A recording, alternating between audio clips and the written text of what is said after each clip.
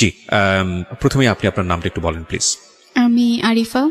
আরিফা, বয়স তো 17.5। জি। শুরুর আগে আমি আপনাকে জিজ্ঞেস করেছিলাম। তো আরিফা কোথা থেকে এসেছেন আপনি? আমি শরীয়তপুর থেকে এসেছি। শরীয়তপুর থেকে। আপনি কি আমাদের এই অনুষ্ঠানটি নিয়মিত শোনেন? হ্যাঁ, আমি ক্লাস 8 থেকে এফএম শোনা স্টার্ট করি, আর আচ্ছা। জীবন গল্প একদম শুরু থেকেই শুনি। কোনো ধরনের চেঞ্জ এসছে মানে লাইফে? কখনো কোনো কিছু কি শোনার পরে কোনো কিছু কি ফলো করতেন, বা আপনি শুনেন হ্যাঁ। কেন আসলে, শুনতে কেন, মানে রেগুলার শুনেছেন কেন? আমার কাছে ভালো লাগে এই জন্য, হয়তো বা একটা ভুল যেটা অন্য কেউ করেছে সেটার পরবর্তীতে আমি করব না, বা মনোবল যে জিনিসটা মানুষ খুব সহজেই হেরে যায়, আমার কাছে মনে হয় না খুব সহজে হেরে যাওয়া উচিত। তো এটা আপনি এই অনুষ্ঠান শুনেই মূলত পেয়েছেন। জি। Thank you so much. আমরা শুরু করতে চাই, আর আমি পুরো গল্প বলতে গিয়ে কখনো কখনো তুমি বলে ফেলবো, because you are much younger than me. So can start একেবারে যেখান থেকে বলতে ইচ্ছে করে। আমার জন্ম হয়েছিল ঢাকাতে। মা বাবা আমি আর ভাইয়া একসাথেই থাকতাম। আমি ছোটবেলা থেকে জেনে এসেছি আমার দাদা বাড়ি নানা বাড়ি দুটোই শরীয়তপুরে। জি। বেসিক্যালি দাদা বাড়ি ছিল পুরান ঢাকাতে। তো দাদার সাথে বাবার সম্পর্ক খারাপ থাকার কারণে কখনোই দাদা বাড়িতে যেয়ে ওঠা হয়নি। মানে জীবনে কখনোই যাওয়া হয়নি না, সেখানে? কখনোই না। আচ্ছা, মানে এই সম্পর্কটা খারাপের পেছনের কারণটা কি ছিল? পেছনে কারণ আমি বড় হওয়ার পরে যেটা জেনেছি যে আমার দাদা আরেকটা বিয়ে করেছিলেন, যেটা আচ্ছা। আমার বাবার পছন্দ ছিল না। আচ্ছা So, সেই জন্য সে চলে এসেছিল। আচ্ছা। আর আরেকটা রিজন হচ্ছে দাদার কাছ থেকে আমার চাচারা যারা ছিলেন তারা জোর করে সব সম্পত্তি লিখে নিয়েছেন। ওকে। এই জন্য বাবা ওখানে আর যায়নি। আচ্ছা, তো এরপরে জানি মানে যাইনি। হ্যাঁ। ওকে, ঠিক আছে, হ্যাঁ বলেন তারপর। বেড়ে ওঠা ভালোই চলছিল। আমি ছোটবেলা থেকে ছবি আঁকতে খুব পছন্দ করতাম। মানে আপনি কি প্রথম সন্তান নাকি? না, ভাইয়া প্রথম সন্তান। তার মানে আপনারা এক ভাই এক বোন? হ্যাঁ হ্যাঁ। ভাইয়া যখন স্কুলে বাবা কি যেত, করতো? আমার বাবা গাড়ি চালাতো। বাবার ট্যাক্সি ক্যাব ছিল, Okay. সিএনজিও ছিল, একটা নিজের? বাবা চালাতো। নিজে? হ্যাঁ, হ্যাঁ। নিজের। ওকে।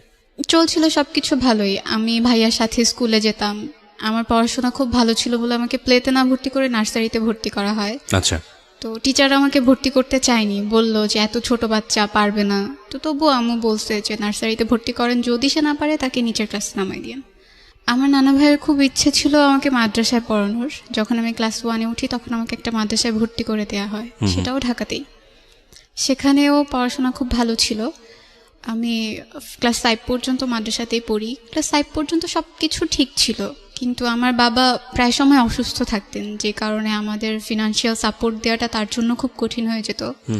বাবা অসুস্থ থাকার কারণে পড়াশোনা কন্টিনিউ করতে করতেও মাঝে মধ্যে সমস্যা হতো। লাইক প্রাইভেট পড়তে পারতাম না ঠিক মতো, বা আমাদের ঠিকমতো বাসায় বাজার করা হতো না। তবুও মা হচ্ছে একটা জিনিস বলতো সবসময় যে না খেয়ে থাকবো, কিন্তু কাউকে বুঝতে দিব না যে না খেয়ে আছি। So, তাতে হয়তো বা আত্মসম্মান বোধটা থাকে। যখন আমি ক্লাস 7-এ উঠলাম তখন আমার বাবা অনেক বেশি অসুস্থ হয়ে যান। সে বেড রেস্টে ছিল, বিছানা থেকে উঠতে পারতো না। তো বাবা অসুস্থ হয়ে যাওয়ার পরে আম্মু ডিসাইড করে যে আম্মুকে কিছু একটা করতে হবে, আমাদের পড়াশোনাও কন্টিনিউ করাতে হবে। এই জন্য আম্মু সিদ্ধান্ত নেয় যে সে বাংলাদেশের বাইরে চলে যাবে। বাবার ইচ্ছে ছিল না, সে চায়নি যে আম্মু বাংলাদেশের বাইরে চলে যাক, ওখানে গিয়ে কিছু একটা করুক।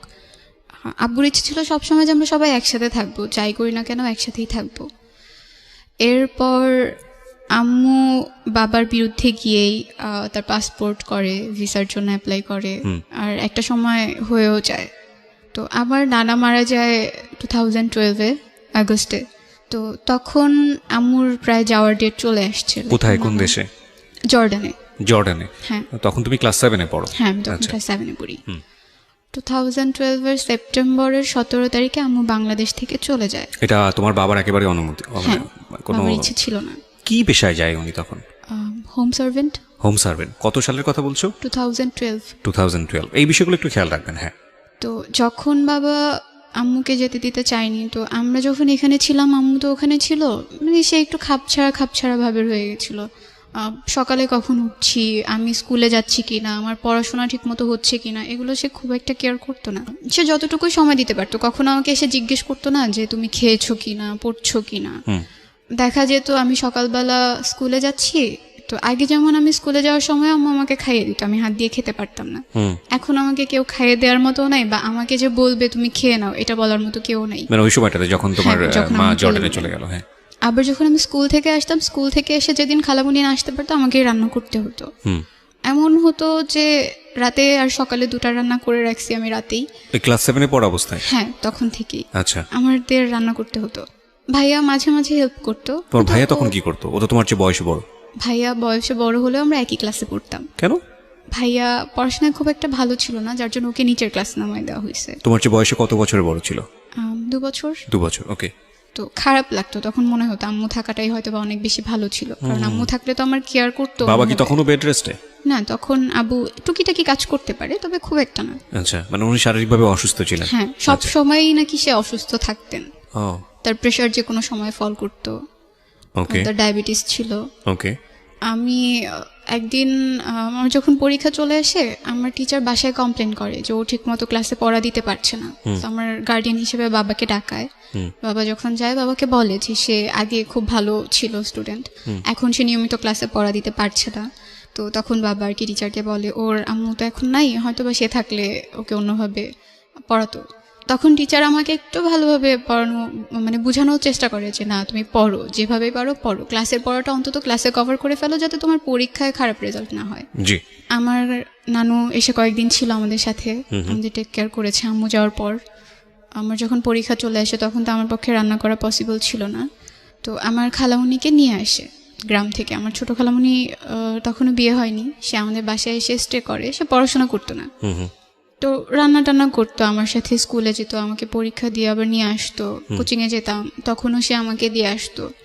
আমাদের তখন একটা রুমের বাসা ছিল আম্মু চলে যাওয়ার পরে। মানে তোমরা সবাই মিলে একটা রুমেই থাকতা? হ্যাঁ, একটা রুমের বাসা ছিল তখন, যেহেতু আম্মু চলে গেছে এখন 2 রুমের দরকার হয় না। ওকে। যখন খালামুনি আসছে, তখন আমার খুব আনইজি ফিল হতো, একটা বেড কিভাবে শেয়ার করবো আমরা সবাই। তো আমি আর খালামুনি নিচে ঘুমাতাম, ভাই আর আব্বু উপরে থাকতো। তো আমার পরীক্ষা শেষ হওয়ার পরে বাবাই ডিসাইড করে যে এভাবে তো আসলে হচ্ছে না, ওদের পড়াশোনায়ও ক্ষতি হচ্ছে। সো আম্মু, বাবা, নানু সবাই মিলে সিদ্ধান্ত নেয় যে আমরা নানু বাড়িতে চলে যাব, ওখানেই থাকবো, ওখানেই পড়বো। তখন তোমরা ঢাকাতে? হ্যাঁ, তখন আমরা ঢাকাতে। Okay. 2013 আমি ভাইয়া দুজনেই গ্রামে চলে যাই নানু বাসায়। তো সেখানে স্কুলে ভর্তি হই। যাওয়ার পরেই না, নানুর বাড়ি কোথায় ছিল? নানু বাড়িটা শরীয়তপুরে ছিল। শরীয়তপুরে, ওকে। তো শরীয়তপুরে যাওয়ার পরে ওখানকার একটা স্কুলে ভর্তি হই। স্কুলে অনেক পরিচিত মানুষ ছিল, আশেপাশের যত কাজিনরা ছিল ওরাও পড়তো। তো ওখানে যাওয়ার পরে একটা একটা করে সবাই ছড়াতে থাকে, ওর মা তো বিদেশে থাকে। আমি এই ব্যাপারগুলো সবসময় হাইড করে আসতাম, না আমি কাউকে বলবো না যে আমার মা বাইরে থাকে। আমি কেন শুরু থেকে- তোমার এই পারসেপশনটা কেন?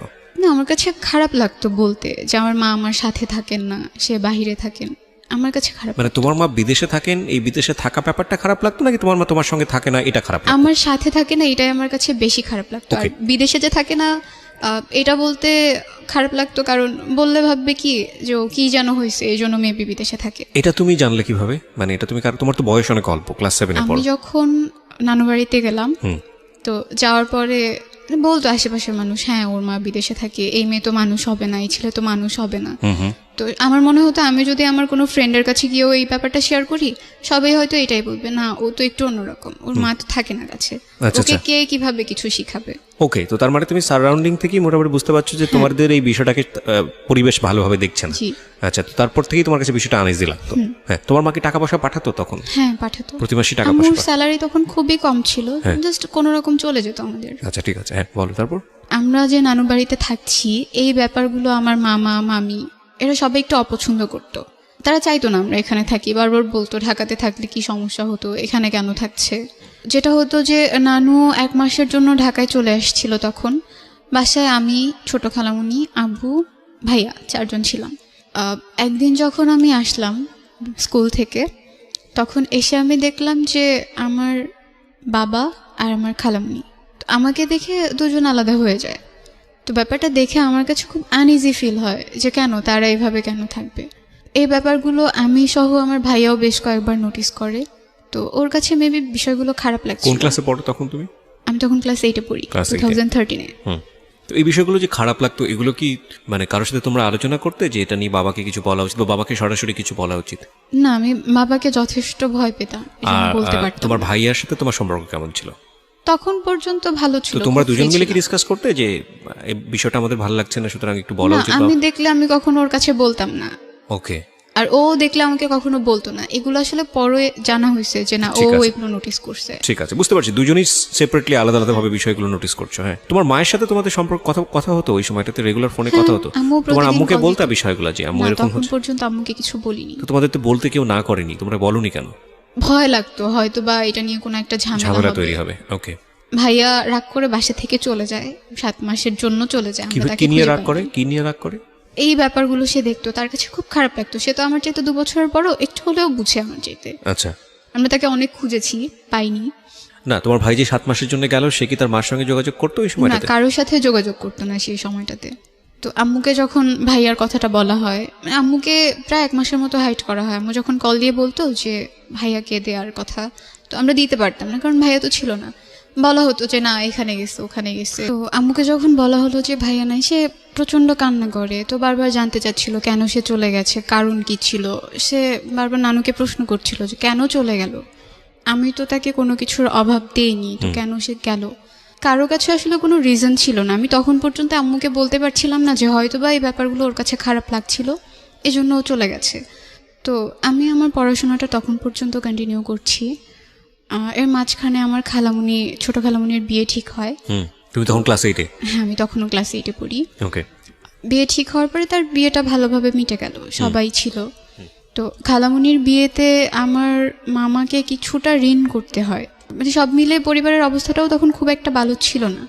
এরপর আমি জেএসসি পরীক্ষা যখন দিব, রেজিস্ট্রেশন করা শেষ, সেই মুহূর্তে একদিন রাতে প্রায় 12টার পর আমাদের কাছে একটা কল আসে। তো নানুর ফোনে কলটা আসে। কল আসার পর নানু রিসিভ করে দেখে যে ভাইয়া কথা বলতেছে। ওকে, মানে ওর ভয়েসটা তো চিনতো। তো কথা বলার পর নানু হুট করে ভয় পেয়ে আমার কাছে কল দিয়ে দিছে যে এতদিন পরে সে কোত্থেকে কল দিল, কিভাবে আসলো। তো ভাইয়া আমার সাথে কথা বলতেছে, মানে তার বিহেভটা পুরো চেঞ্জ হয়ে গেছে। লাইক আগে সবাই ওকে খুব ভদ্র বলতো, আমি খুব বদমেজাজি ছিলাম, এই জন্য আমাকে কেউ খুব একটা পছন্দ করতো না, বাট ভাইয়াকে সবাই অনেক বেশি ভালোবাসতো। তো এখন ওর সাথে যখন আমি ফোনে কথা বলতেছিলাম, আমার কাছে মনে হচ্ছে সবকিছু কেমন যেন চেঞ্জ, ওর কথাবার্তা, আচরণ। আর সে আমাকে তখন একটা কথা বলছিল যে আমি এখন সিগারেট খাচ্ছি, এই হ্যাবিটটা তার কখনোই ছিল না। এটা বলার পরে আমি ফোনটা কেটে দিছি ভয়ে, যে এটাকে আসলে আমার ভাই, সে তো আমার সাথে এই ধরনের কথা কখনো বলে নাই। ভয় পেয়ে কেটে দেওয়ার পরে নানু আমাকে জিজ্ঞেস করলো কি হয়েছে। তো আমি বললাম যে ও আমাকে বলতেছে ও সিগারেট খাচ্ছে। এটা বলার পরে সে আবার কল দেয়, কল দিয়ে কথা বলে। তো নানু তখন জিজ্ঞেস করে আব্বুর কাছে কল দিচ্ছে কিনা বা আম্মুর সাথে কথা হয়েছে কিনা। তো তখন ও বললো যে আম্মুর তো নাম্বার নাই আমার কাছে, বাট আব্বুর সাথে কথা হয়েছে, আব্বু বলছে যে কালকে আব্বুর ওখানে যেতে, আমি কালকে ওখানে যাব। তো ও আসলো। কয়েকদিন সে ঢাকাতে ছিল, আমার মেজো খালামুনির ওখানে ছিল। তারপর তাকে শরীয়তপুরে নিয়ে আসা হয়।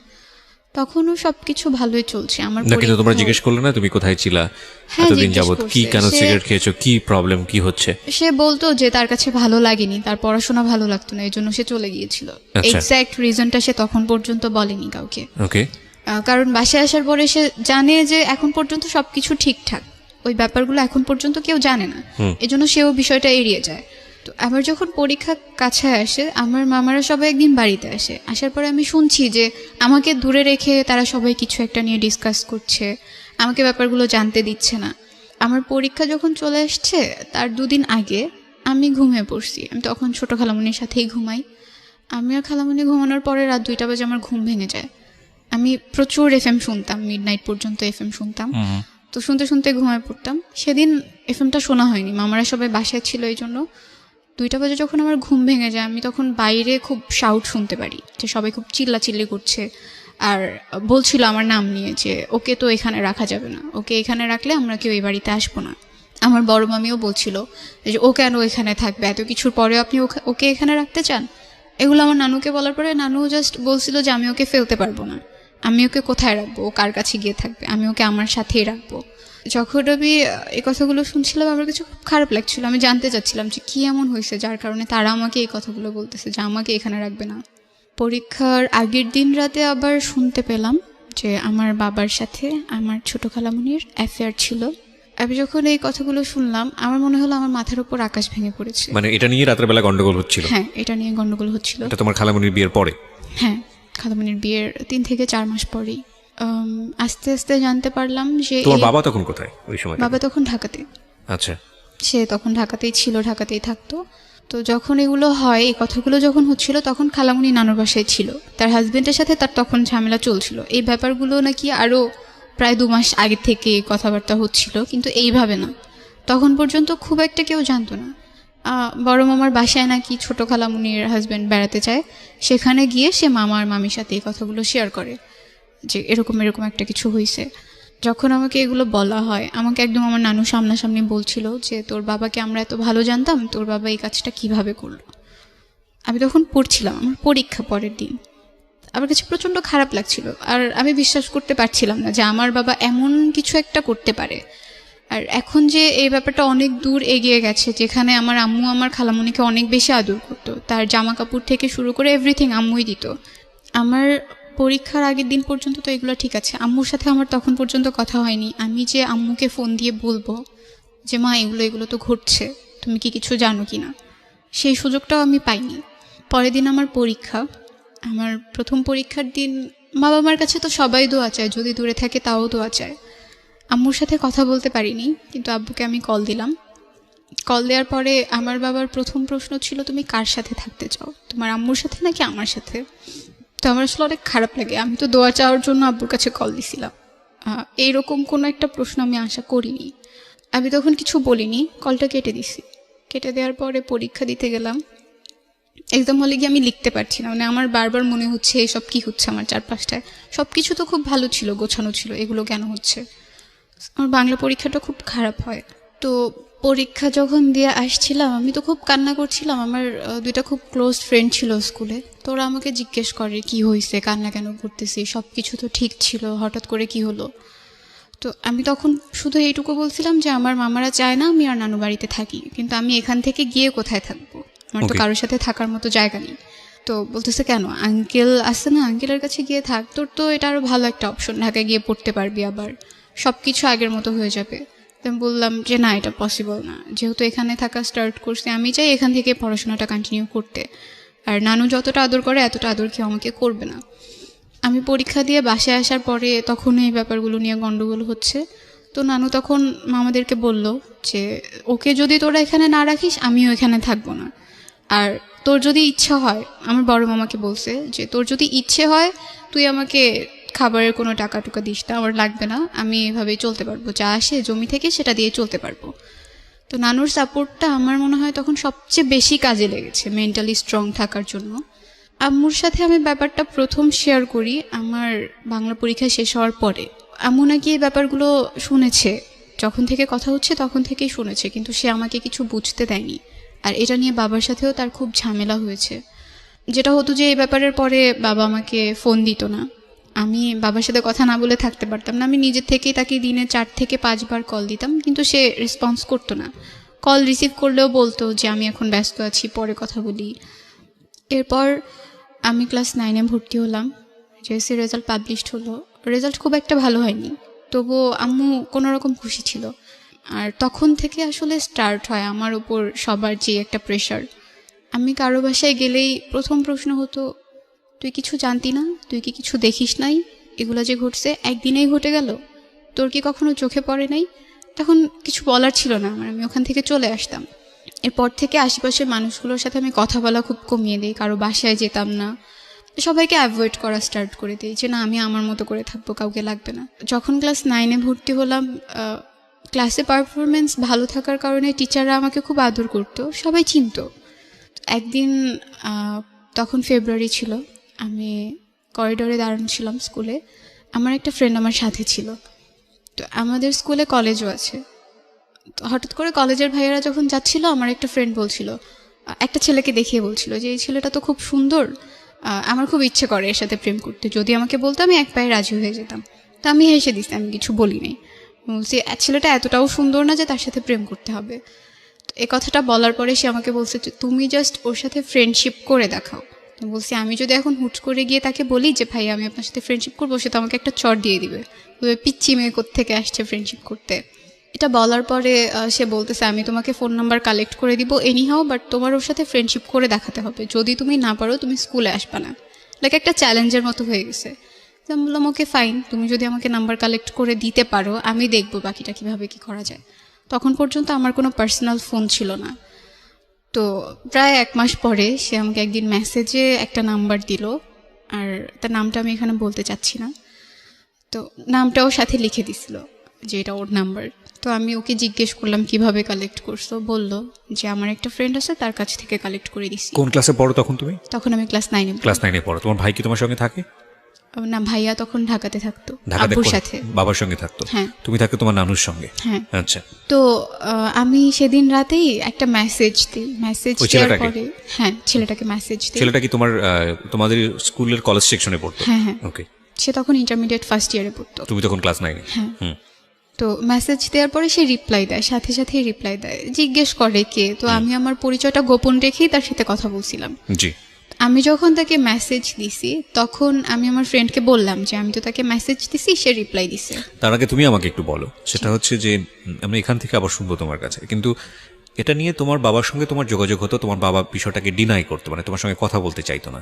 বিষয়টা এরকম ছিল যে বাবা তোমাকে যে প্রশ্নটা করেছিল যে তুমি কার সঙ্গে থাকবা, বাবার সঙ্গে থাকবা নাকি ওখানে থাকবা, সেটার সিদ্ধান্ত আসলে এসে পায়নি, বা তুমি বাবার সঙ্গে থাকছো না এই কারণে বাবা তোমার উপর রাগ করেছিল, বিষয়টা কিরকম?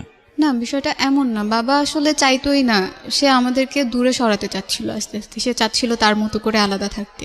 আচ্ছা। আর আম্মুও চাইতো না যে আমি বাবার সাথে কথা বলি বা বাবার সাথে সম্পর্ক রাখি। আর ভাইয়া থাকতো, ওর তো ঢাকায় থেকে আবার পড়াশোনা করা স্টার্ট করে দিছে, ওর ওখানে থাকার মতো খুব একটা জায়গা ছিল না।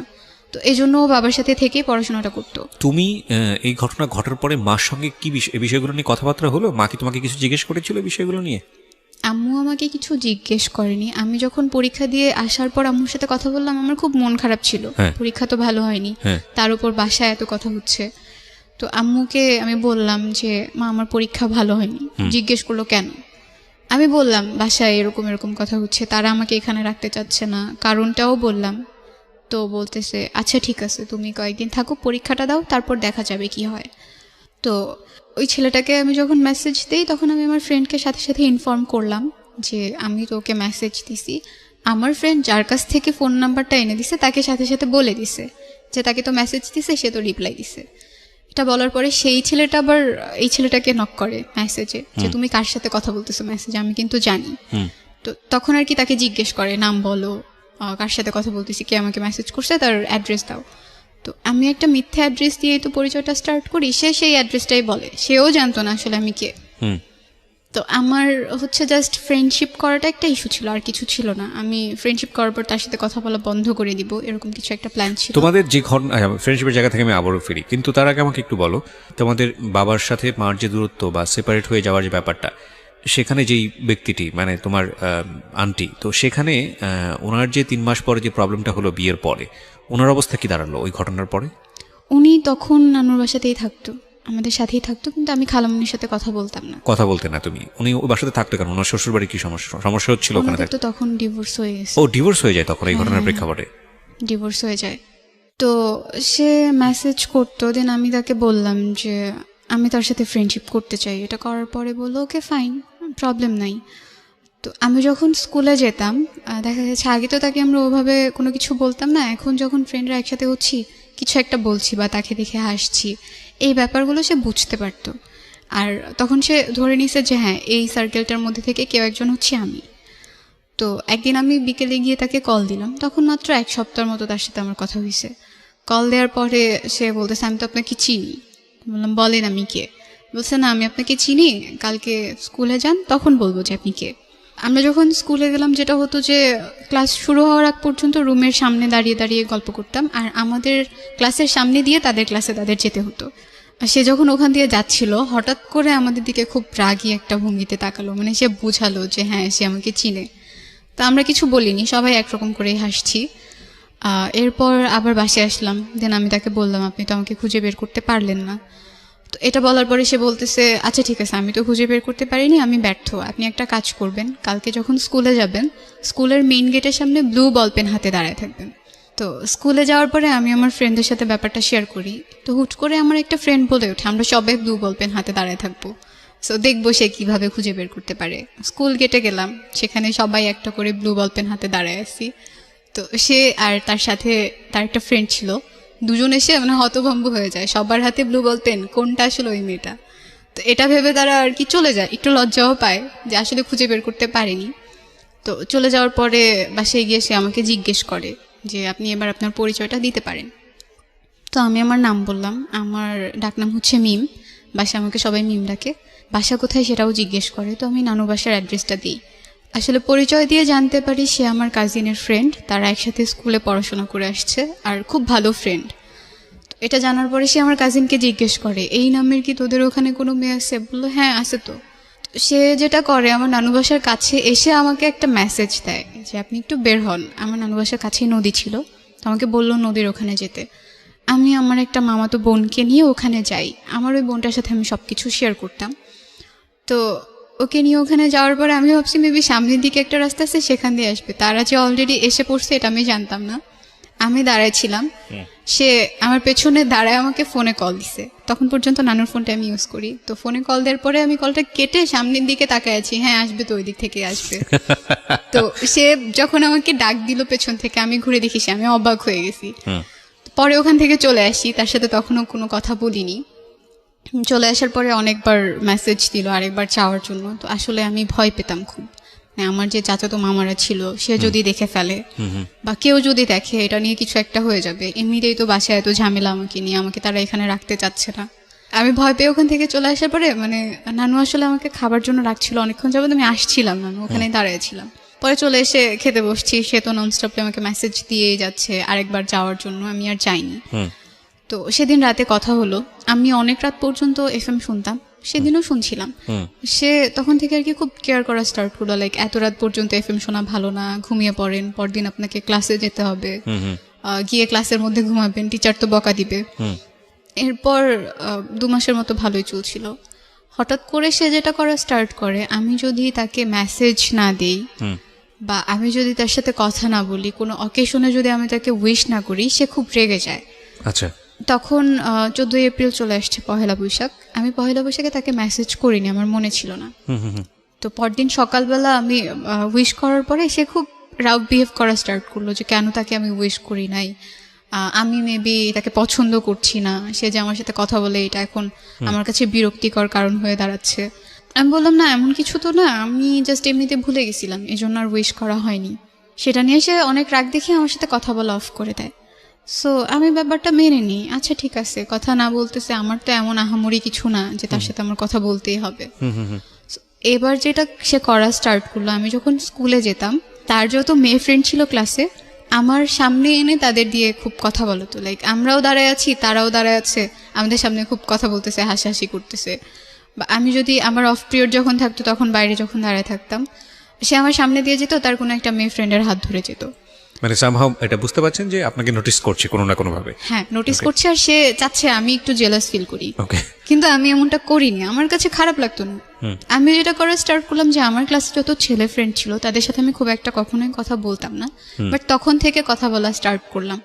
তার ইন্টারমিডিয়েট ফার্স্ট ইয়ার ফাইনাল পরীক্ষা যখন চলে আসে, আমি যেই সিমটা, আমার একটা সিম ছিল, নানুর ফোন থেকে মেসেজ দিলে তো জেনে যাবে বা কোনোভাবে যদি নানু জেনে যায় এই ভয়টাও পেতাম, এজন্য একটা সিম কার্ড নিয়েছিলাম। সেই সিম কার্ডটা আমি অফ করে দিই যখন সে আমার সাথে কথা বলা বন্ধ করে দেয়।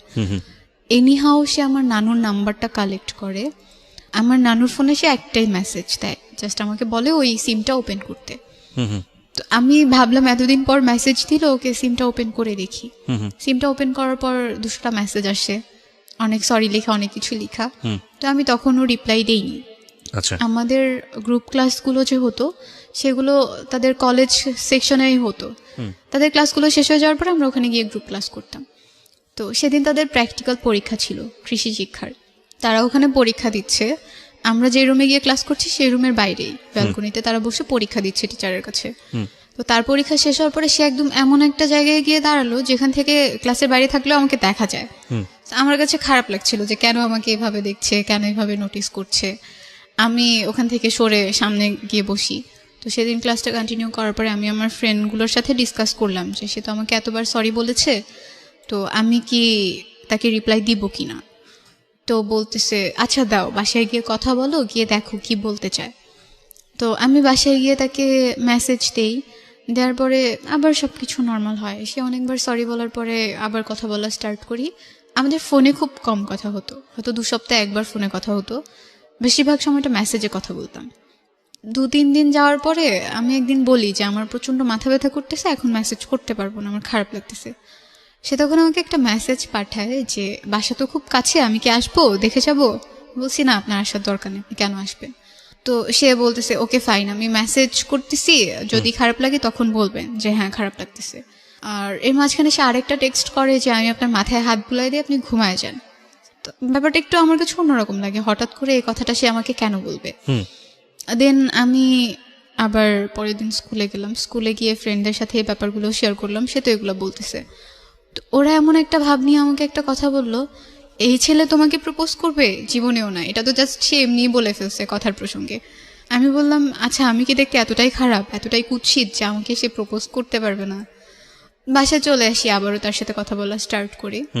তো একদিন হুট করে সে আমাকে রাতে প্রপোজ করে বসে।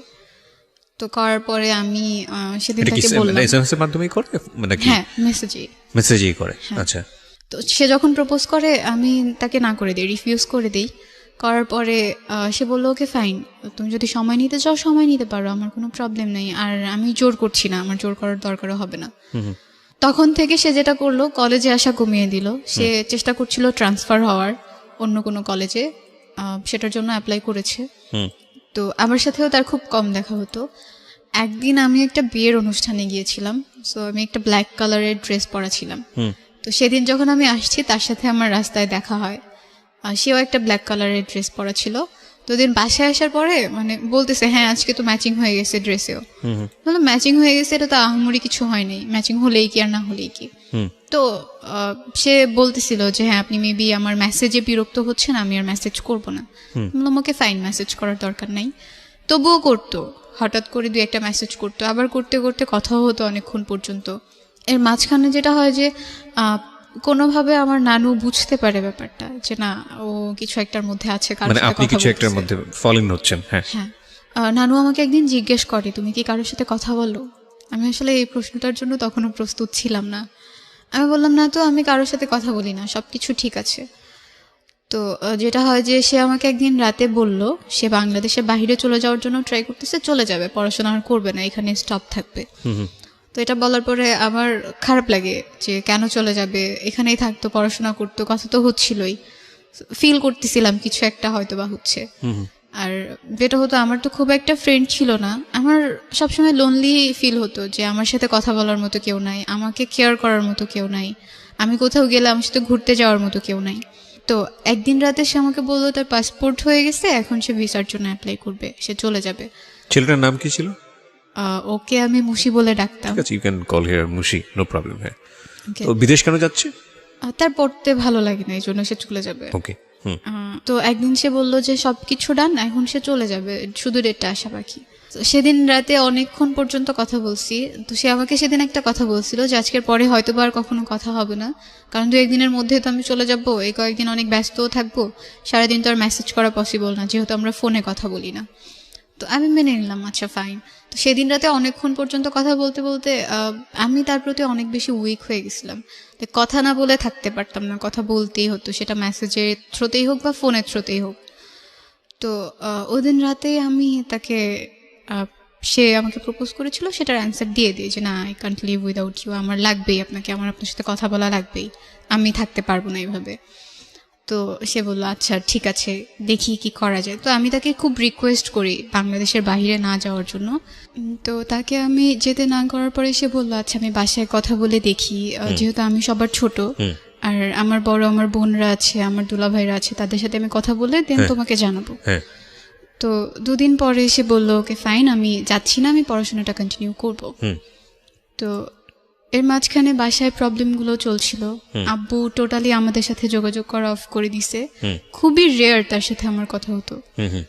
ভাইয়ার কাছ থেকে জিজ্ঞেস করতাম সে কেমন আছে, ঠিক মতো খাচ্ছে কিনা। তো ভাইয়ার কাছ থেকে আপডেট পেতাম বলে বাবাকে আমিও কল করা অফ করে দিই, যেহেতু সে আমাকে ওভাবে কথা বলতে চায় না আমার সাথে, একটু এড়িয়ে চলছিল। তার মুশির সাথে আমি আমার ফ্যামিলির ব্যাপারগুলো তখন পর্যন্ত শেয়ার করিনি। আমি ভয় পেতাম যদি আমি এগুলো বলার পরে সে আমার সাথে রিলেশনটা না রাখে, এই ভয়গুলো কাজ করতো বলে আমি কখনো তার কাছে বলিনি। আর সেও কখনো আমাকে জিজ্ঞেস করেনি আমি নানু বাড়িতে কেন থাকি। ক্লাস 9টা এভাবে পার হয়ে গেল। আমি যখন ক্লাস 10-এ উঠলাম তখন আমার আম্মু বাংলাদেশে আসেন। তো আম্মু যখন বাংলাদেশে আসেন আমাকে বলা হয় যে আম্মু বাংলাদেশে আসবেন, ভাইয়া তাকে রিসিভ করতে যায়। আম্মু আমার ছোট মামার বাসায় উঠে, মামার বাসা ঢাকাতেই ছিল। তো আমি আর নানু গ্রাম থেকে ঢাকাতে যাই। যখন ঢাকাতে যাব তখন নানুর হাতে টাকা ছিল না। তো আমি টিউশন পড়াতাম, আমার 2টা কাজিনকে পড়াতাম। মানে আমি এতটা খুশি ছিলাম আম্মুকে দেখবো যে আমি সেই টাকাগুলো সব নানুকে দিয়ে দিছি, বলতেছি এটা দিয়ে আমরা ঢাকায় যাব, আম্মুর জন্য কিছু একটা কিনবো, এতদিন পর সে আসতেছে। তো আমি যখন ঢাকায় যাই, আমি গিয়ে আমার বড় মামার বাসাতে উঠি নানু সহ। আম্মু আসে ভাইয়ার সাথে। আম্মু যখন আসে সে আমাকে ওভাবে না খেয়াল করেনি, মানে সে চিনতে পারতেছিল না। সে ভাবতেছিল কত বছর পরে আসলো বলো তো? আম্মু প্রায় 2.5 বছর। 2.5 বছর পরে। আচ্ছা। তো আমি অনেক রোগা হয়ে গেছিলাম, খুব কালো হয়ে গেছিলাম। সে ওভাবে আমাকে বুঝতেই পারেনি যে এটাই আমি হব। সে একটু অবাক হয়ে গেছে আমাকে দেখে। তো এটা বলার পরে আমি হেসে দিছি। তো আম্মু আমাকে জড়ায় ধরলো, হাক টাক করলো। যেদিন প্রথম 2 বছর থেকে 2.5 বছর পর আমি আম্মুর সাথে শুলাম রাতে, অনেক গল্প করলাম এতদিন কি হয়েছে। আম্মুর সাথে অনেক গল্প করার পরে পরের দিন আমরা শপিং করতে যাই মামি সহ। সেখান থেকে আমরা শপিং টপিং করে বাসায় আসি। তো আর কি সব ধরনের কথাই তখন পর্যন্ত বাসায় হয়। খালামুনির সাথে বাবার ওই অ্যাফেয়ারটার কথাও তখন হচ্ছিল। তো আম্মুকে মামা অনেক দোষারোপ করছিল। আম্মু বলতেছিল আসলে আমার কিছু করার নেই, এটা আমার ভাগ্যে ছিল, এই জন্য হয়ে গেছে, এখন আমি কি করতে পারি। বাট আমি চাই আমি আমার ছেলে নিয়ে সবসময় একসাথে থাকবো, সুখে থাকবো। আচ্ছা। আর আমি কোনো বিয়েও করব না। এই ডিসিশনটা আম্মু তখনই নেয়। আর তখন থেকে আমি ঠিক করি যে জীবনে যাই করি না কেন, যত বড়ই হই না কেন, আম্মুর জন্য করব প্রত্যেকটা জিনিস। আর তার জন্য হলেও আমাকে এমন একটা লেভেলে গিয়ে দাঁড়াতে হবে, স্ট্যাবলিশ হতেই হবে, যাতে মানুষ আমাকে কোনো কিছু না বলতে পারে বা আমার মাকে কোনো কিছু না বলতে পারে। যখন ক্লাস 10 উঠলাম তখন আম্মু আমার সাথে গ্রামে চলে আসে নানু বাসায়। নানু বাসায় তো তখন আমি আর নানুই থাকতাম, কারণ আমার ছোট খালামণির তখন আরেকটা বিয়ে হয়ে গেছে। তো খালামণির বিয়ে হয়ে যাওয়ার পর খালামণি শ্বশুর বাড়িতে থাকে, আমি নানু আম্মু একসাথে থাকতাম। আস্তে আস্তে অনেক মাস থাকার পরে আম্মু ডিসাইড করে আম্মু আর যাবে না জর্ডান, সে অন্য কোথাও যাওয়ার ট্রাই করবে। ভাইয়াও ছিল, ভাইয়াও থাকতো আমাদের সাথে, সে ঢাকাতে পড়তো, তখন আসতো। ভাইয়ের সাথে না আমার খুব ঝগড়া হতে লাগলো, তখন ও আমাকে সহ্য করতে পারতো না। আম্মু আমাকে প্রচন্ড আদর করতো এই জন্য। আচ্ছা। তো ওর সাথে জেলাসি করার কারণে ঝগড়াটাও অনেক বেশি হতো, তো সম্পর্কটাও আস্তে আস্তে খারাপ হতে থাকে। আমি ওর সাথে খুব একটা কথা বলতাম না, কারণ কথা বলতে গেলেই সে রেগে যায়, আমার সাথে ঝগড়া করে। এরপর সাথেও আমার কন্টিনিউয়াসলি কথা হচ্ছে। কথা বলার প্রসঙ্গে আমি একদিন ওকে বলি যে আমার আম্মু তো আগে বাংলাদেশের বাইরে থাকতো, আম্মু এখন বাংলাদেশে এসেছে। তো বলছে আচ্ছা ঠিক আছে। এরপরে একদিন আম্মুকে দেখতে চাইলো। ওদের বাসার খুব কাছে আমার একটা নানু বাড়ি ছিল। আমি সেখানে বেড়াতে যাওয়ার পরে সেদিন প্রথম ও আম্মুকে দেখে। ওদিন ওভাবেই যায়। যাওয়ার পর একদিন আমার নানু কথা প্রসঙ্গে আম্মুকে বলে, মানে নানু কিভাবে যেন জেনে ফেলে যে আমার কারোর সাথে একটা সম্পর্ক চলছে।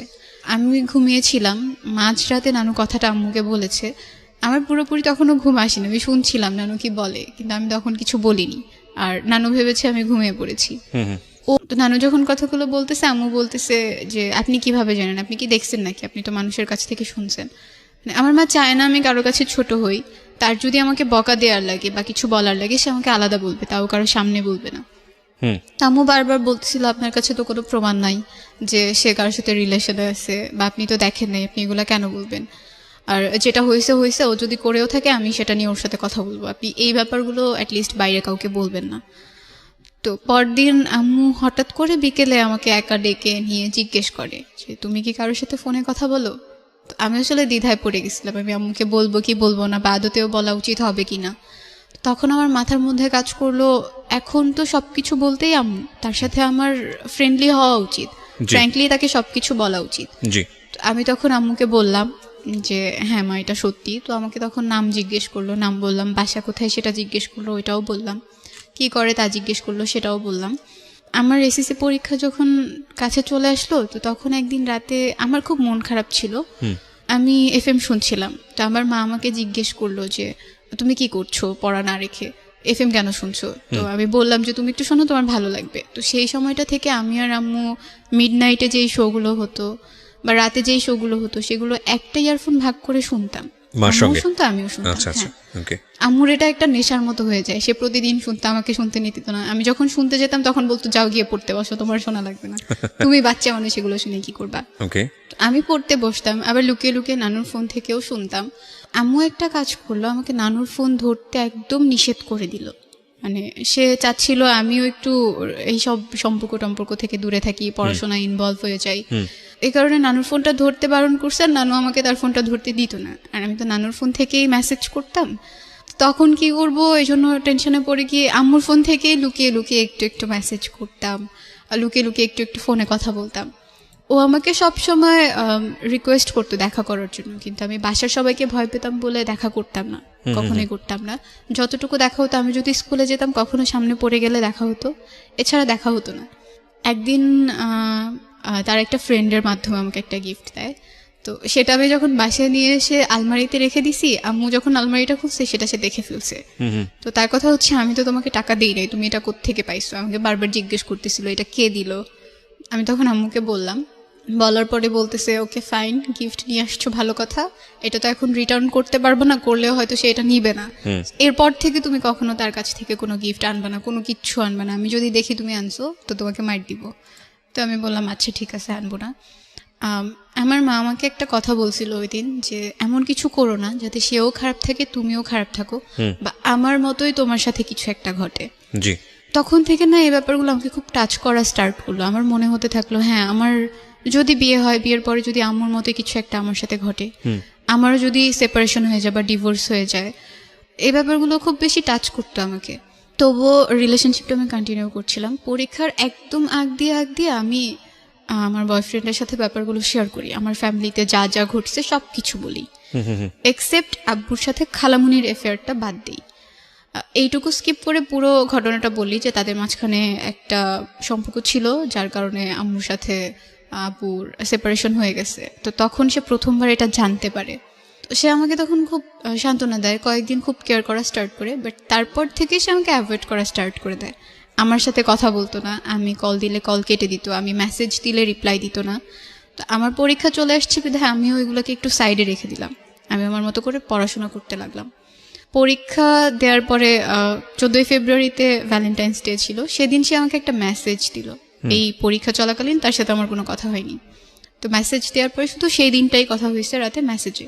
তো এর মাঝখানে আমার ভাইয়া পড়াশোনা টোটালি ছেড়ে দিছে বলে আম্মু ডিসাইড করে যে ওকে বাংলাদেশের বাইরে পাঠিয়ে দিবে।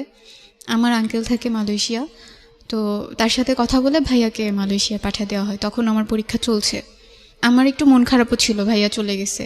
তো এটা নিয়ে ওর সাথে আমার মাঝে মাঝে কথা হতো যে ভাইয়া চলে গেছে, এখন তো কারোর সাথে আমি ঝগড়াও করতে পারি না, গল্প করার মতো কেউ নাই, সো খারাপ লাগে। আর আমি একদম একা হয়ে গেছি, পরীক্ষা বলে কোনো ফ্রেন্ডও আমাকে সময় দিতে পারে না, কারোর সাথে কথাও হয় না। তো সে একটু কোম্পানি দিত আমাকে, যতটুকু পারতো দিত। আচ্ছা। তো আমার যেদিন রেজাল্ট পাবলিশড হয় সেদিন সবার প্রথমে ওই আমাকে আমার রেজাল্টটা জানায়। তো আম্মুর ফোনে কল দিছে, তো আম্মু ভাবছে আমার কোনো ফ্রেন্ড মেবি, আম্মু আমাকে দিয়ে দিছে। তো আমি যখন বললাম আমার রেজাল্ট পাবলিশড হয়েছে আম্মু, CGPA এত, তো আম্মু বলতেছে কে কল দিছে। তো এখন তো বলতে পারতেছি না সে কল দিছে। তো আম্মু জিজ্ঞেস করতেছে তোমার ফ্রেন্ড কল দিছে, তোমার ফ্রেন্ডের রেজাল্ট দেয় নাই? বলছি না, ওর রেজাল্ট এখনো পাইনি। তো রেজাল্ট পাবলিশড হওয়ার পরে ডিসাইড করতেছিল সবাই আমাকে কোথায় রাখবে, কোথায় ভর্তি করবে। আমার ইচ্ছে ছিল ঢাকায় ব্যাক করার, ঢাকাতেই পড়ার, বাট আম্মু চাচ্ছিল না, কারণ থাকা খাওয়ার একটা প্রবলেম হবে, আর সে মেয়েদের কোনো হোস্টেলেও আমাকে রাখবে না। মানে গ্রামের মানুষের একটা ধারণা হচ্ছে হোস্টেলে থাকা মানেই মেয়েরা খারাপ হয়ে যায়। শরীয়তপুরে একটা মহিলা কলেজ আছে, সেখানে আমাকে ভর্তি করা হয় আমার একদম অনিচ্ছার বাইরে, আম্মু সবকিছু করে। তো ওখানে আমি যখন ভর্তি হই, বাসা থেকে কলেজে যেতে প্রায় 1 ঘন্টা লাগতো, বাট অনেকটা জার্নি করতে হতো। সো আম্মু চাচ্ছিল না যে আমি বাসায় থাকি, আর মামারাও অনেক কিছু বলতো, মামুনি অনেক কিছু বলতো, আমার বড় মামি যে, এজন্য কেউ চাচ্ছিল না যে আমি বাসায় থেকে পড়ি। আমাদের কলেজের একটা হোস্টেল আছে, তো আম্মু আমাদের যে হোস্টেল সুপার ছিল তার সাথে কথা বলে আমাকে ওখানে ভর্তি করে দেয়। আমি প্রথম 1 মাস বাসা থেকে কলেজটা কন্টিনিউ করি, এরপরে হোস্টেলে উঠে যাই। আমার যখন রেজাল্ট পাবলিশড হয় আর আমি কলেজে ভর্তি হব, তার 2 দিন আগেই আম্মু আবার জর্ডানে চলে যায়। ওকে। তো চলে যাওয়ার পরে আমি 1 মাস কলেজ থেকে বাসায় যাতায়াত করতাম। পরে যখন আমি চলে গেলাম তো আম্মু নানুর সাথে কথা বললো, মানে মামারা চাচ্ছিল যে নানু ঢাকায় চলে যাক, নানু ঢাকায় গেলে নানুকে তারা দেখবে, কিন্তু যদি নানু এখানে থাকে নানুকে তারা খাবার টাবার কোনো কিছু দিবে না। সো আম্মু নানুর সাথে একদিন কথা বললো, কথা বলে জিজ্ঞেস করলো আপনি কি চান, আপনি যদি চান ঢাকায় যেতে আপনি যেতে পারেন, কিন্তু যদি এখানে থাকেন আপনার সব দায়িত্ব আমি নিব, ওটা আপনার ভাবা লাগবে না। তো নানু ডিসাইড করলো যে সে গ্রামেই থাকবে, সে ঢাকাতে মামাদের বাসায় যাবে না। আম্মুই তখন থেকে নানুর দেখাশোনাটা করে আসতেছে। আমি কলেজে ভর্তি হয়ে গেলাম 2016 ডিসেম্বরে। স্কাউট ক্যাম্প হয় আমাদের কলেজ থেকে, স্কাউট ক্যাম্পে যাওয়া হয়। তো আমরা মোট 16 জন গেছিলাম। তো ওখানে গিয়ে রোভার মুডে আমাদের কলেজ থেকে যে 8 জন সিলেক্ট করা হয় সেই 8 জনের মাঝখানে আমিও ছিলাম। তো রোভার মুডে গিয়ে আমাদের পাশের তাঁবুতেই কিছু ছেলেরাও ছিল, মেয়েরাও ছিল। তো আমি একদিন, ওরা আমাদের কাছ থেকে একটা পানির পট নিছে, তো সেটা আনার জন্য যখন ওদের তাঁবুর ভেতরে যাই, একটা ছেলে ওখানে শোয়া ছিল। তো সে কিছু একটা বলছে, আমি ওটা শুনিনি, আমি ওখান থেকে বের হয়ে চলে আসি। আমি একটু ফ্ল্যাশব্যাকে যাব। এর মাঝখানে সাথে টোটালি আমার কথা অফ হয়ে যায়। আমরা কোরবানির ঈদের পরে একবার দেখা করছিলাম, তো যেদিন দেখা করি সেদিন আমরা বাইরে দেখা করি, সেটাই তার সাথে আমার বাইরে প্রথমবার দেখা। তো দেখা করার পরে ভালোই ছিল দিনটা, আমরা ফুচকা খেয়েছি, ঘুরেছি। এরপরে যখন আমি বাসায় আসলাম সেদিনও সে আমার সাথে কথা বলছে। এরপরে সে আমার সাথে একদম টোটালি কথা বলা অফ করে দিছে। আমি তাকে 1000বারও ফোন দিছি, সে কখনো আমার কল পিক করে নাই, আমার সাথে টোটালি কোনো যোগাযোগ করে নাই। আমি যখন হোস্টেলে চলে গেছি তখনও সে আমার সাথে আর যোগাযোগ করে নাই। ইভেন সে কেন আমার সাথে কথা বলতেছে না সেটার কোনো রিজনও সে তখন আমাকে দেয়নি। তো যখন স্কাউট ক্যাম্পে গেলাম ওখানে অনেক ছেলে কথা বলতে আসতো, কিন্তু কারোর সাথে আমি কথা বলতাম না। মানে আমার মনে হচ্ছিল ছেলেদের প্রতি আমার কেমন যেন একটা অ্যালার্জি তৈরি হয়ে গেছে, ওদের কাছ থেকে একটু দূরে থাকতাম। ওখান থেকে যেদিন চলে আসলাম সেদিন আমার একটা ফ্রেন্ড ছিল হোস্টেলের, ও আমাকে একটা ছেলের কথা বললো যে তোমাকে পছন্দ করে, তোমার সাথে কথা বলতে চায়। তো আমি বলছি না, আমার নাম্বার দিও না, আমার কথা বলতে ইচ্ছে করে না, আমি কথা বলবো না। তো সেদিন আমরা একসাথেই ঘুমাই। তো একসাথে একদম স্কাউট ক্যাম্প থেকে এসে সেই সকালবেলা ঘুমাইছি, ঘুম ভাঙছে রাতে, মনেই ছিল না কখন সকাল পেরিয়ে দুপুর পেরিয়ে গেছে। তো ওর ফোনে ফোন দেয় সেই ছেলেটা, যে ছেলেটা ওর কাছে বলছে। তো ওই ছেলেটা ওকে ফোন দেওয়ার পরে ও বলে, আমাকে খুব রিকোয়েস্ট করে যে তুমি 5 মিনিট কথা বলো, তোমার সাথে কথা বলতে চায়। তো আমি 5 মিনিট তার সাথে কথা বলার পরে সে সব কিছু বলার পরে আমার ফোন নাম্বার চাইলো, আমি তাকে আমার কন্ট্যাক্ট নাম্বার দেইনি। তো আমি তাকে একটু অ্যাভয়েড করে থাকলাম। আমার ফ্রেন্ডের রুমে আমি কম যেতাম, কারণ আমার মনে হতো আমি যদি ওর রুমে যাই ও হয়তো আমাকে বলবে ওই ছেলেটার সাথে কথা বলতে। সো তারপরের দিন আবার এরকম কথা বললো। তো কথা বলার পরে আমার মনে হলো যে আচ্ছা একটু কথা বলে দেখি কেমন, এতবার যখন রিকোয়েস্ট করছে কথা বলি। তখন কি তোমার মুশির সঙ্গে সম্পর্কটা আছে? না, নাই। আচ্ছা, ওকে, ঠিক আছে, বল। তো ওর সাথে কথা বললাম, 2-3 দিন কথা বললাম। এরপরে আমাদের হোস্টেলটা ছুটি দিয়ে দিছে, ফার্স্ট ইয়ার ফাইনাল এক্সাম শেষ, এজন্য ছুটি দিছে। তো আমরা সবাই বাসায় যাব হোস্টেল থেকে। তো যেদিন আমি বাসায় যাব, আমার ফ্রেন্ড যে ওই ছেলেটাকে বলে রাখছে যে তুমি আসবা, ওর সাথে তোমাকে দেখা করাই দিব, এটা আমি জানতাম না। আর ওই ছেলেটাকে সেটাও আমি জানতাম না। আমাদের পাশের তাঁবুতেই নাকি ছিল, আমি তখনও তাকে দেখিনি। পরে আমরা যখন বাসায় যাব তখন আমার ফ্রেন্ড ওকে ফোন দিয়ে আসতে বলে, ওর সাথে ওর 2টা ফ্রেন্ডও আসে। সেদিন আমি ওকে প্রথম দেখি, মানে আমার মনে হয়নি যে স্কাউট ক্যাম্পে যে 5 দিন ছিলাম এই 5 দিন আমি তাকে একবারও দেখেছি। আমার একবারের জন্য মনে হয়নি, কেমন যেন অপরিচিত মনে হচ্ছিল। তো আমরা তখন ডিসাইড করলাম বাসায় যাওয়ার আগে আমরা ঘুরতে যাব। তো শরীয়তপুরে একটা পার্ক আছে নড়িয়াতে, সেই পার্কে গেলাম, সবাই ঘুরলাম, অনেক ছবি টবি তুললাম। তো সেখান থেকে বাসায় চলে আসলাম। বাসায় এসে আমার ফোন থেকে কথা বললাম। তো কথা বলার পরে সে তো অনেক আগেই প্রপোজ করে ফেলেছিল, বাট আমি তখন তাকে কিছু বলিনি। আমার ইচ্ছে ছিল এমনিতে কয়েকদিন কথা বলবো, এরপরে কথা বলা অফ করে দিব, আমার কোনো রিলেশনশিপে যাওয়ার ইচ্ছে ছিল না। তো হোস্টেল থেকে আবার যখন ব্যাক করলাম, আমি তখন শুধু একটা এয়ারটেল সিম কার্ড ইউজ করতাম, তার ছিল জিপি। তো কল রেট বেশি জিপিতে, সো সে আমাকে বললো একটা জিপি সিম কিনে নিতে। আমি আমার খালামুনিকে দিয়ে একটা জিপি সিম রেজিস্ট্রেশন করে কিনে নিলাম। তো আবার যখন হোস্টেলে ব্যাক করলাম তখন জিপি সিম থেকে কথা হতো। একদিন রাতে আমি তাকে সবকিছু শেয়ার করব ভাবলাম, কারণ আমার মনে হচ্ছিল মুশির সাথে আমার ব্রেকআপটা হয়তো আমার ফ্যামিলি পারসেপশনের কারণেই হয়েছে। তো এই জন্য আমি চাইলাম এবার যদি আমি কোনো রিলেশনশিপে যাই, এইগুলোর জন্য যেন কোনো প্রবলেম আমাকে ফেস করতে না হয়। যদি সে সবকিছু মেনে রিলেশনটা কন্টিনিউ করতে চায় করবে, আর যদি সে না চায় এখন থেকেই বাদ দিয়ে দিব কথা বলবো না। তো আমার আগে যে রিলেশন ছিল সেটা বলেছি, এখনো যে তার সাথে আমার ফাইনালি ব্রেকআপ হয়নি এটাও বলেছি। আর আমার বাবা মার যে ব্যাপারগুলো ছিল সেগুলোও বলেছি। আমি নানু বাড়িতে থাকি, হোস্টেল থেকে যখন আমি বাসায় যাই আমি নানু বাড়িতেই যাই, এগুলোও তার কাছে বলেছি।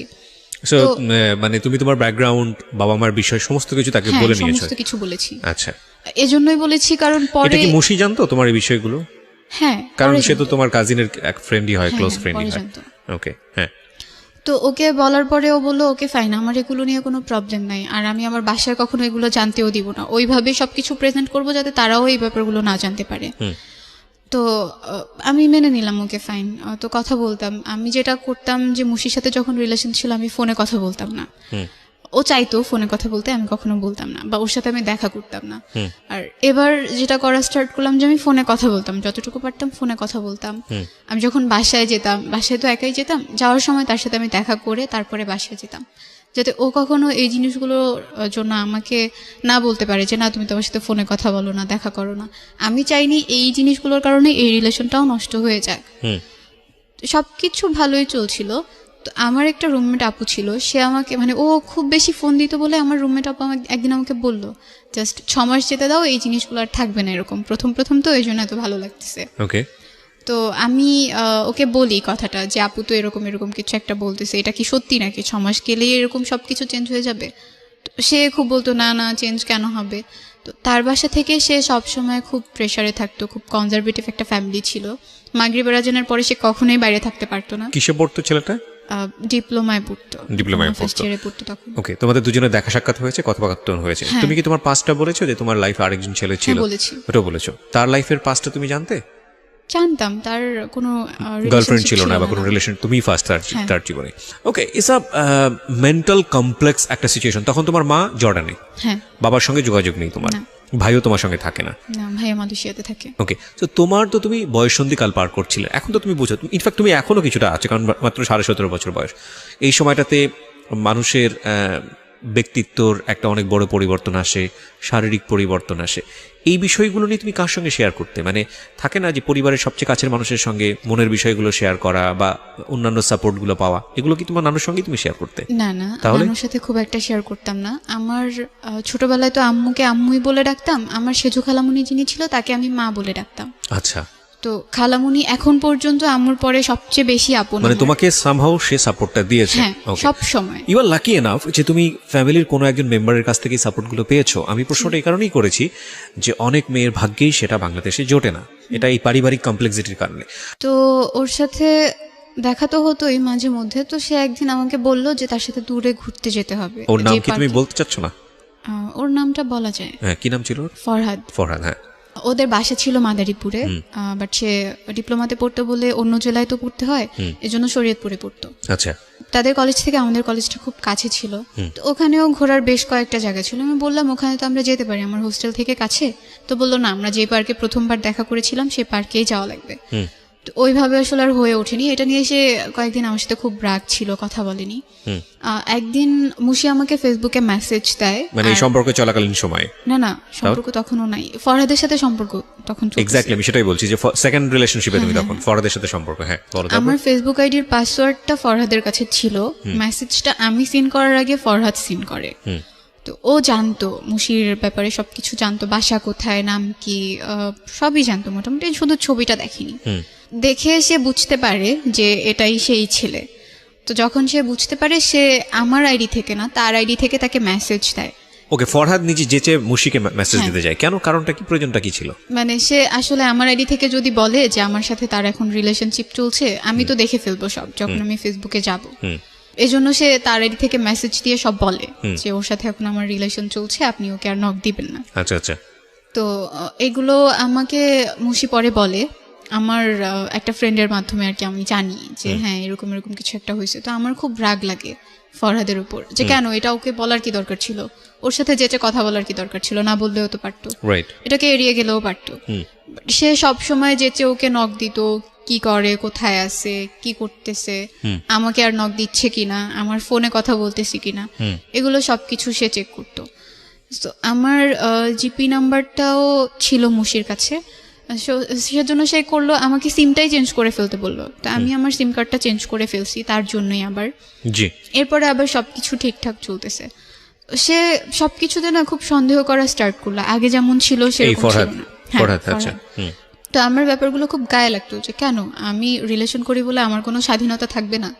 আমার ফ্রেন্ড আছে, সে ছেলেই হোক মেয়েই হোক, তার সাথে আমি কথা বলবো না? আর যেহেতু আমার ফেসবুক আইডির পাসওয়ার্ডটা তার কাছে আছে, সে তো দেখতেছে আমি কার সাথে কথা বলতেছি, কি কথা বলতেছি, আর সবকিছুই সে দেখতেছে।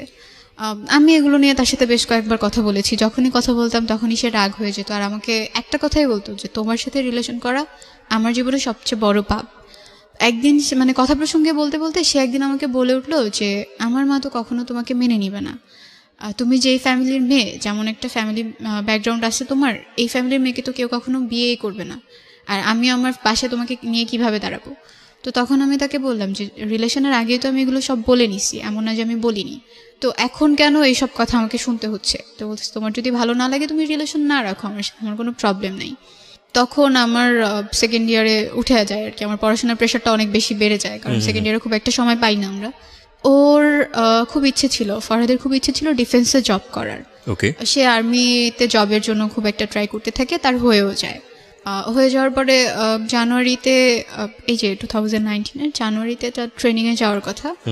তো তখন সে আমাকে বলে যে ট্রেনিংয়ে যাওয়ার আগে সে বিয়ে করে রাখবে। তো আমি বলতেছি এটা কেমন কথা, আমার এখন 18 বছর হয় নাই, আর আপনিও ম্যাচিউরড না, স্ট্যাবলিশও না, সো বিয়ের প্রসঙ্গ এখানে আসে না। আর সেকেন্ডলি আমি আমার বাসায় না বলে বিয়ে করবো না, যেহেতু আমার মা আমার কাছে অনেক কিছু, সে আমার জন্য এতটা করছে, আমাকে সে পড়াচ্ছে, ফিনান্সিয়াল সাপোর্টটা দিচ্ছে, আমি যখন যা চাচ্ছি তাই পাচ্ছি, তাকে না বলে আমি এমন কোনো কিছু করতে পারবো না। সে বললো যে না আমরা পরে বলবো, সমস্যা হবে না, বাট এখন বিয়েটা করে রাখবো। আচ্ছা। তো আমি একদমই মত দিইনি এটাতে। এরপর এই ব্যাপারগুলো নিয়ে না প্রতিদিন আমাদের মাঝখানে ঝগড়া হতো, লাইক সে বলতেই থাকতো দিনে বেশ কয়েকবার যে না এটা করতেই হবে, না করলে রিলেশন রাখবো না। তো এক পর্যায়ে আমি রেগে গিয়ে বলে দিতাম ওকে ফাইন, রিলেশন রাখা লাগবে না, বাট আমি বিয়ে করবো না।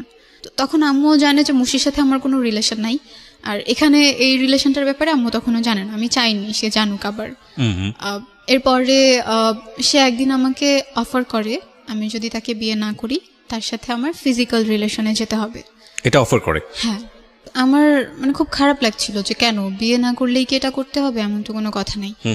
তো সে আমাকে বলল যে তুমি তো তোমার আগের রিলেশন যার সাথে ছিল তার সাথে অনেক কিছু করে বেড়েছো, আমি তো সবই জানি। তো এই কথাটা যখন সে আমাকে বলছে তখন আমি তাকে জিজ্ঞেস করলাম কিভাবে জানেন, কি করে বেড়াইছি, কি প্রুফ আছে আপনার কাছে, সেগুলো আমাকে দেখাতে হবে। তো বলতেছে না আমি কেন দেখাবো, আমি শুধু জানি যে হ্যাঁ অনেক কিছু হয়েছে, আর সেই তো আমাকে সবকিছু বলছে। তো ব্যাপারটা আমার খুব ইগোতে লাগে যে কেন আমাকে এভাবে সে বলবে। তো আমি তখন মুশির সাথে কথা বলি এই ব্যাপারটা নিয়ে, আর ওকে তখন আমি প্রথমবার বলি এই রিলেশনটার ব্যাপারে, এর আগে আমি নিজে কখনো ওকে গিয়ে বলিনি।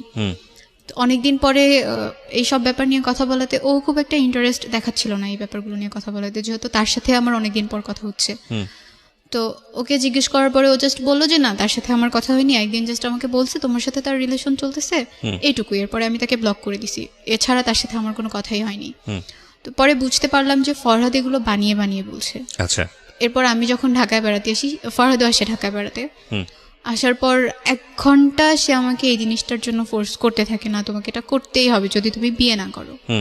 তো এর মাঝখানে আমার ইন্টারমিডিয়েট পরীক্ষাও চলে আসে, পরীক্ষাটা আমি দেই, আল্লাহর রহমতে পরীক্ষাটা আমার ভালো হয়েছে। তো পরীক্ষা ভালো হওয়ার পরে আমি অ্যাডমিশন টেস্টের জন্য ঢাকায় আসি। ঢাকায় আসার পরে সে ঢাকায় আসে আবার, ফরহাদ ঢাকায় এসে আবার আমার সাথে দেখা করে। তো সেদিন প্রায় 2 ঘন্টার মতো আমি তার সাথে ছিলাম, সেদিনও সে এই একই ব্যাপার নিয়ে কথা বলতেছে। আমি চাচ্ছিলাম একটু ভালো সময় কাটাতে, আমি চাচ্ছিলাম তাকে সব খুলে বলতে, তাকে বোঝাতে যে না এটা করা ঠিক হবে না, এটা কেন করব, আর বিয়েও যদি করি সেটাও পরে করব, এখনো তো বিয়ের বয়স হয়ে যায় না যে এখনই বিয়ে করা লাগবে।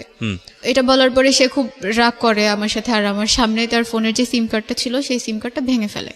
ভেঙে ফেলার পর আমাকে বলে আজকের পর থেকে আমি তোমার সাথে কখনো কথা বলবো না। বললাম ওকে ফাইন, কথা বলা লাগবে না। তার আরও একটা সিম কার্ড ছিল, সেটা দিয়ে আবার আমাকে নক দেয়, আবার অনেক বুঝায়, কিন্তু আমি এই জিনিসগুলো বারবার অ্যাভয়েড করছিলাম। তো আমি তাকে বললাম যে সামনে তো আমার অ্যাডমিশন টেস্ট, এগুলো নিয়ে আমি কোনো প্রেশারের মধ্যে থাকতে চাই না। রোজার ঈদের মধ্যে আমি আবার গ্রামে আসি নানু বাসায় বেড়াতে। জি। নানু বাসায় থাকি 2 দিনের মতো, 2 দিন পরে আমি ঢাকায় যাই, গিয়ে আমি আমার একটা ভাইয়ার বাসায় বেড়াতে যাই ঢাকায়। ভাইয়ার বাসায় যখন যাই আমার প্রচণ্ড রকমের জ্বর চলে আসে, প্রচণ্ড কাশি আসতো, কাশির সাথে রক্তও পড়তো। তো সবাই ভাবছিল যক্ষা হয়েছে হয়তো। তো এটার জন্য হসপিটালে যাওয়া লাগতো আমার প্রায় প্রতিদিন, কফ পরীক্ষা করা লাগতো, ব্লাড টেস্ট করা লাগতো। একদিন কফ পরীক্ষা করার পর সেটা রিপোর্ট দেয়, তো বলে যে আবারও কফ পরীক্ষা করা লাগবে। তো আমি কফ পরীক্ষা আবারও করতে যাই। যাওয়ার পরে সেদিন রিপোর্ট নিয়ে জাস্ট গাড়িতে উঠছি, এখন বাসায় যাব। বাসায় যখন যাওয়ার জন্য গাড়িতে উঠলাম, হুট করে আম্মু আমাকে কল দেয়। কল দেওয়ার পরে আম্মু আমাকে বলতেছে তুমি কই। আমি বললাম যে হ্যাঁ আমি এখন হসপিটাল থেকে বাসায় যাচ্ছি। তো আম্মু বলল যে তোমাকে একটা কথা বলবো, তুমি একটু সাইডে গিয়ে আমাকে কল দাও। তো গাড়িতে ছিলাম, এই জন্য সাইডে যেতে পারিনি। গাড়ি থেকে নেমে আমি আম্মুকে কল দিলাম। কল দেওয়ার পর আমাকে বলতেছে তোমার বাবা আজকে মারা গেছে। হোয়াট?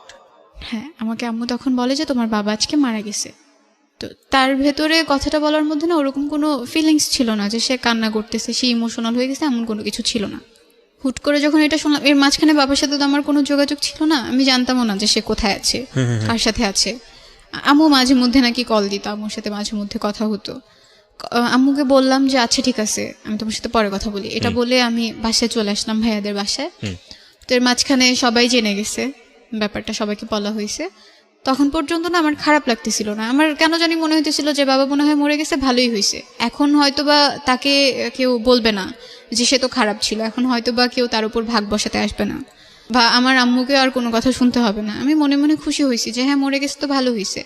এখন তো আমি বলতে পারবো সবাইকে যে আমার বাবা মারা গেছে। এখন আমাকে এই কথাটা বলতে হবে না যে আমার বাবা মা সেপারেট, তারা আলাদা থাকে। The line is very very important for everybody. যারা ফ্যামিলিতে আছেন, সন্তান যদি আপনার কাছে ইম্পর্টেন্ট হয়ে থাকে, এই কটা লাইন একটু মাথায় রাখেন সারাটা জীবনের জন্য। ওকে, তারপর? এরপর আমি ভাইয়ার বাসায় গেলাম। ভাইয়ার বাসায় যাওয়ার পরে ভাইয়া ভাবছে যে আমি জানি না কিছু, মানে আম্মু যে আমাকে বলছে এটাও আমি কারোর কাছে তখনও বলিনি। তো ভাইয়া বলতেছে তোমাকে একটু মিরপুরে যাওয়া লাগবে, তোমার ফুপ্পি যাইতে বলছে। আব্বু তখন ফুপ্পির বাসায় মারা গেছেন। তো আমি ভাইয়াদের সাথে মিরপুরে গেলাম। আমার ভেতরে ওরকম কোনো কিছুই কাজ করতেছিল না যে আমার বাবা নাই, আমার একটা জিনিস হারাই গেছে, এরকম কোনো কিছু আমার ফিল হচ্ছিল না, আমার কান্নাও আসতেছিল না। আমি ফুপ্পি বাসায় যখন যাই, রোডে অনেক জ্যাম থাকার কারণে প্রায় রাত হয়ে যায়, 8টার মতো বেজে যায়। যাওয়ার পরে ওখানে গিয়ে আমাকে প্রথম কথা শুনতে হয় আসছে এখন ঢং দেখাইতে আসছে, বাবা মারা গেছে, তার মধ্যে কোনো কিছুই কাজ করে না, সে এখন রূপ দেখানোর জন্য আসছে, এটা বলতেছিল মেবি আমার কাজিনরা।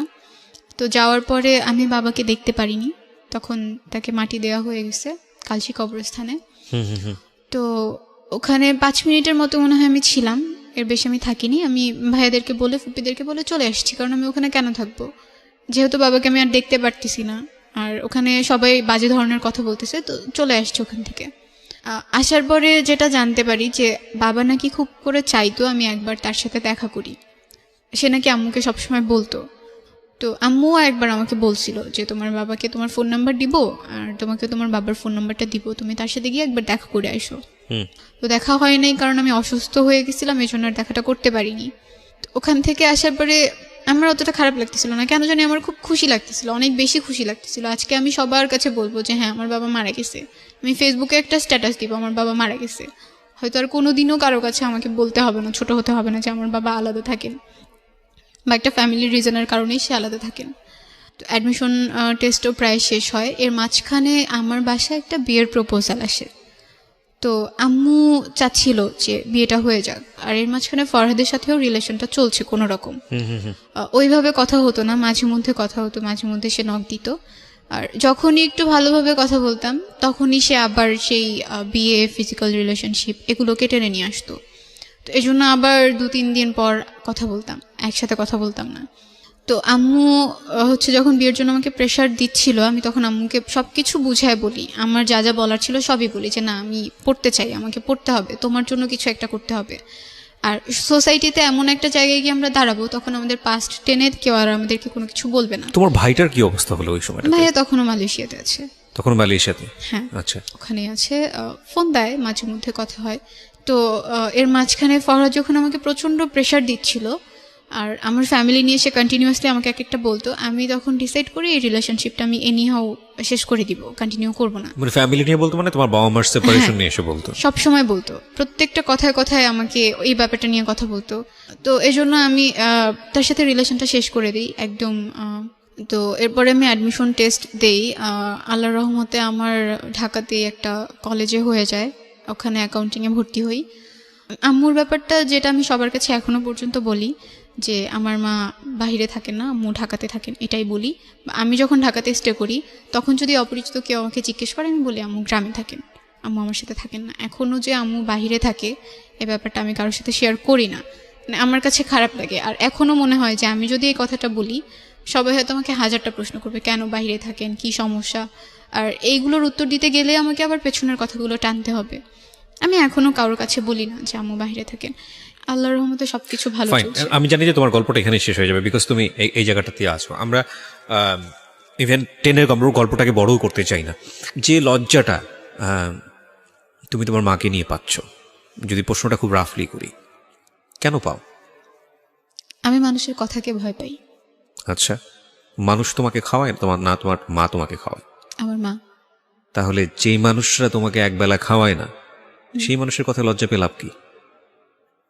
যেই মা তার সন্তানকে কাছে রাখতে পারেনি, পরের বিদেশে গিয়ে নিজের জীবনটা বাজি রেখে সারা জীবন কষ্ট করে এবং সংসারের ভালোর জন্য গেল, সংসারটাও হারালো, তো সেই মা তোমাকে রুটি রুজি করে খাওয়ায়, জি তাই না? তোমার ভবিষ্যতের জন্য চিন্তা করে, চাইলে তার একটা বিয়েও করতে পারতো, করেও নাই। জি।